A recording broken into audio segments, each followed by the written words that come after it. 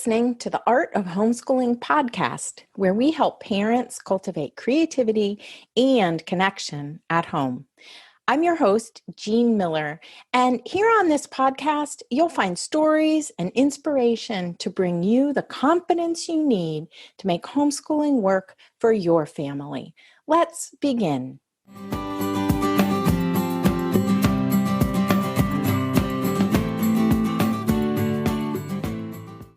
As I sit down to count my blessings this year, you're top of mind, dear listener.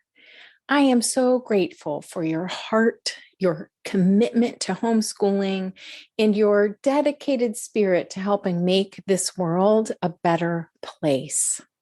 I'm so grateful to you for joining me on social media, reading my newsletters, and listening to this podcast.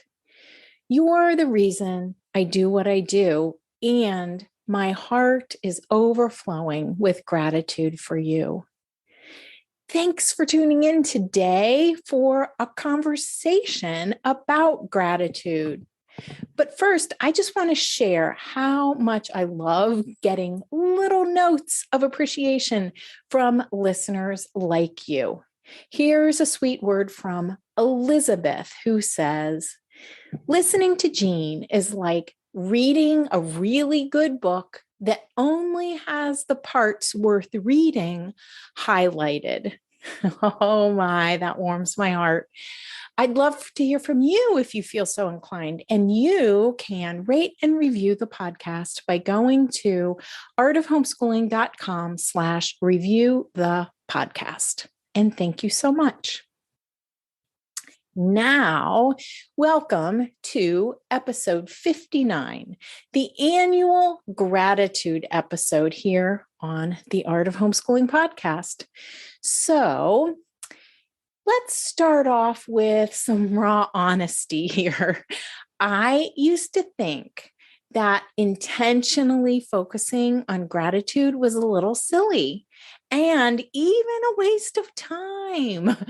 When I was frustrated or down in the dumps, and that was all I could feel, that frustration, I wondered how in the world could it help to try to find something I'm grateful for. And when I was feeling grateful, well, I didn't need to think about it, right? But then my friend Jane gave me this little blank notebook to write down the things that I'm grateful for. Large and small, everything counts. She even wrote on the cover, "Signs of awe and wonder." And with this quote, the book came with this quote on the inside that she had written just inside the front cover, and it's from the author Neale Donald Walsch. Here's the quote: "The struggle ends when gratitude begins." So I gave it a go, simply writing down 3 things I was grateful for at the end of each day before drifting off to sleep. I'm so glad I was willing to give Jane's little notebook a try, because I learned that no matter how I'm feeling, right, no matter what kind of a day I've had, I can still find things that I'm grateful for. And honestly, even on my worst days, I can find something that brings a smile to my face or helps me feel just a little bit more hopeful. Just like Melody Beatty writes in her book, The Language of Letting Go, she says, "Gratitude turns what we have into enough."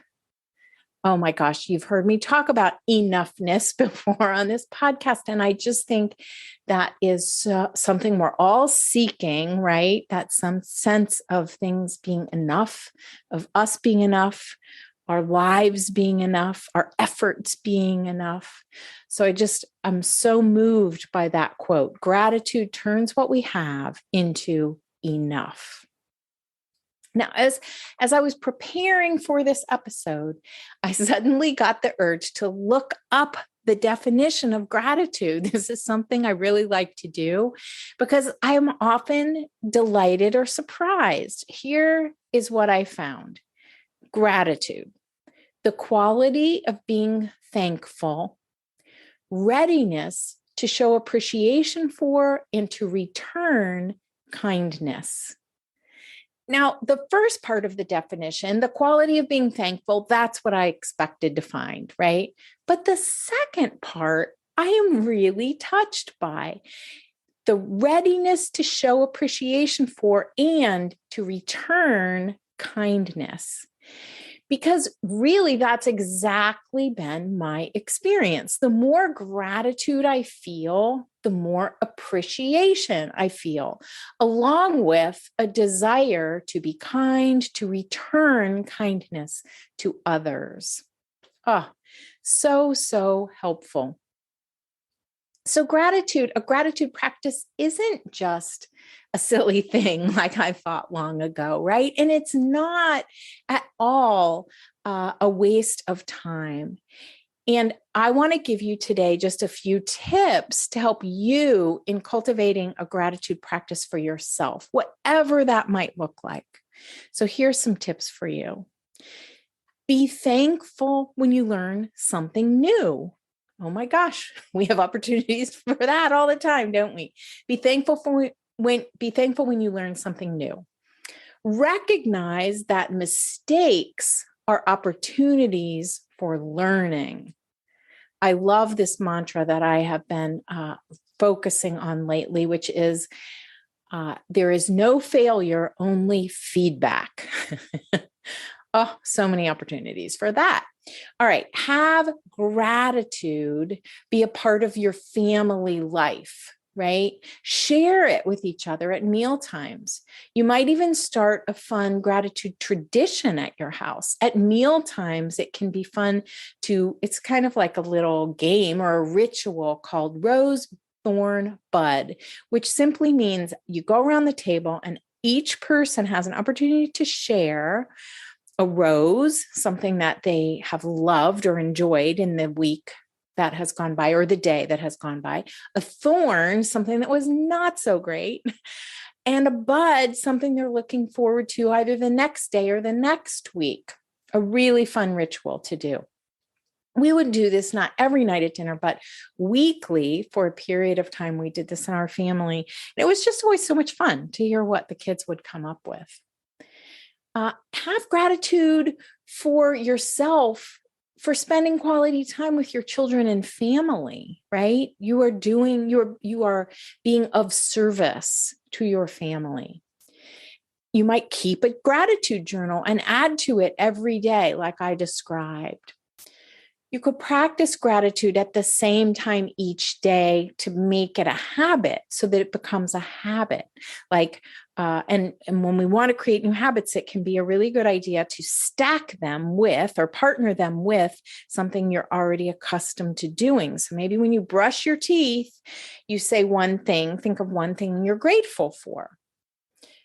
You could bookend your days with gratitude. For me, it's a morning prayer when I first wake up, and then writing down these 3 things in my gratitude journal before I go to bed. Remember, what we call problems, some might call blessings. What we call problems, someone else might call a blessing. Motherhood can feel like a thankless job. I know that. But let's teach our children to be grateful. And a simple practice of saying thank you can really go a long way. And then modeling that for our children. And the last tip is that thankfulness is not just for Thanksgiving, for Thanksgiving week or the Thanksgiving month, right? Here in the United States, it's November, and a lot of conversation about gratitude is going around, but I like to try to frame a practice that you might do daily to help lift you up and bring you more light and joy and hope and all the warm, fuzzy feelings that you can bring into your life, invite into your life with a practice of gratitude. We hear a lot about abundance these days, having an abundance mindset.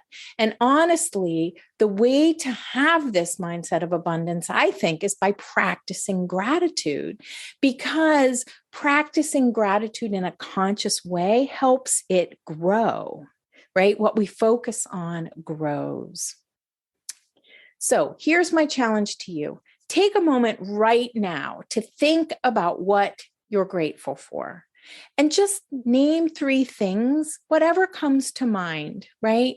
Just think of 3 things that in this moment, you could either write them down in a journal or just let them float into your mind. 3 things that you're really grateful for in this particular day, at this particular moment, large and small. It really can be anything. And I'm going to do this with you. So let's just take a moment. What are we feeling grateful for right now? Okay. Have you answered the question? Here are my 3 things in this moment. I am grateful for vegan, gluten-free pumpkin pie. Oh my goodness. I can't wait on Thursday. Whew, I love pie. I am grateful for gaining a new daughter-in-law. I am so excited. Our oldest is engaged to be married. And we will be inviting a new young woman into our family. So exciting. And the 3rd thing I'm grateful for is all the moms, and we have a few dads who are inside my Inspired at Home membership community. Oh, I just love having conversations with them, hearing about their homeschooling journeys, and helping them, giving them encouragement and guidance along the way. And if you want more concrete ways to start a gratitude tradition in your home, check out last year's gratitude episode called Practicing Gratitude as a Family. In that episode, I shared 3 simple ways of practicing gratitude that include how to make a gratitude tree for Thanksgiving, really fun activity, making a jar full of gratitude, and setting up a gratitude basket or a thank you basket. You can find the Practicing Gratitude episode at artofhomeschooling.com/episode 7. Do you sometimes find it hard to be grateful? You're not alone. I promise you're not alone. And practicing gratitude, I just want to underscore this.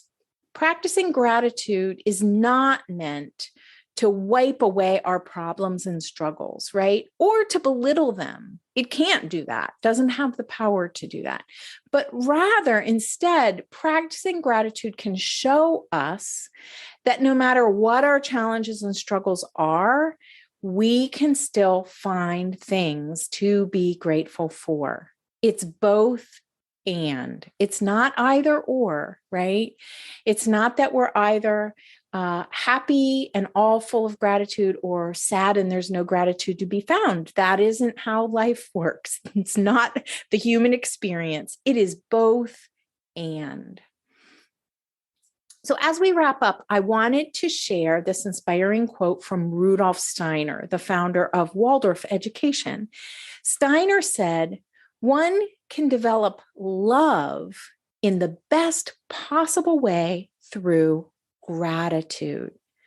So I really have seen that happen over and over again, that gratitude helps love grow. Oh, what a beautiful thing.